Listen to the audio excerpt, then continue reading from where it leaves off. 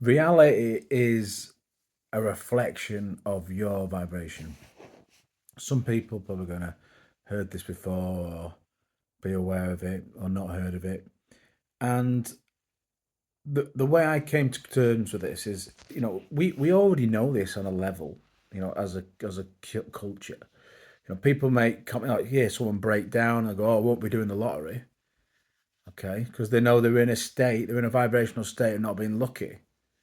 I don't know, and you get people who win lottery multiple times. There was a guy who won a scratch card for like £1 million or something, $1 million, American guy, and the TV crew came to video him and interview him. And on the news interview, he did a scratch card and he won £250,000. It's like, so there are states you can be in where bad things can continue to happen, good things continue to happen. It's like, what's it? Is the phrase, bad things come in threes, or when it rains, it pours.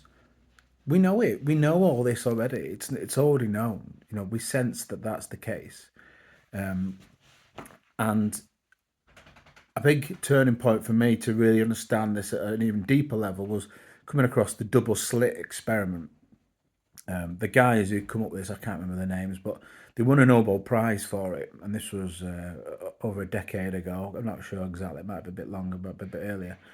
But that essentially this, and I urge anyone to go and have a look at this properly and find an explanation video. I'm going to do my best to explain it. But essentially, what they found out is that that reality, test they did, this experiment they did, would behave. The results would be different based on whether someone was consciously watching it or recording it.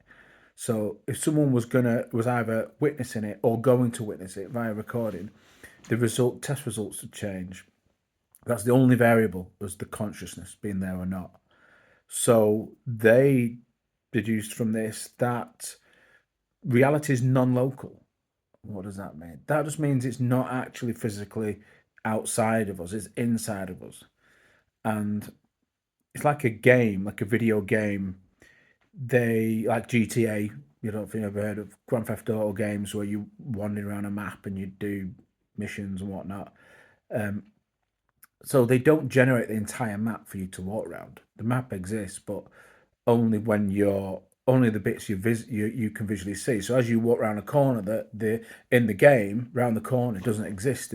It starts to come to be generated as you come around the corner. You start to see what's there. So, and it's interesting to think that obviously, on a deeper level, we understand this, and we've generated games in the same way without even realizing it. Um, so yeah, really is. This isn't an objective or subjective or woo woo thing. This is based on science, Nobel Prize winning science. And again, it's peer reviewed and tested everywhere. Anyone doing this experiment anywhere will have the same results, so it's repeatable. So yeah, that's really starts to make me think about when bad things are happening, or as you deem to be bad, negative things, car breaking down, those kind of stuff.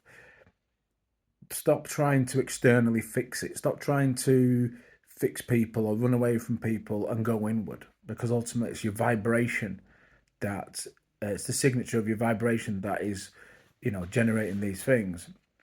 So meditating, breath work, psychedelics, things like that can make a big difference to your vibration. Just being positive, being grateful, doing a journal, having things that you do on a daily basis, on a ritual basis, are going to over time help to change your vibration, and that is ultimately what's going to be helping to to uncover and let go of limiting beliefs, things like that, stuff, money blocks or whatever people might have.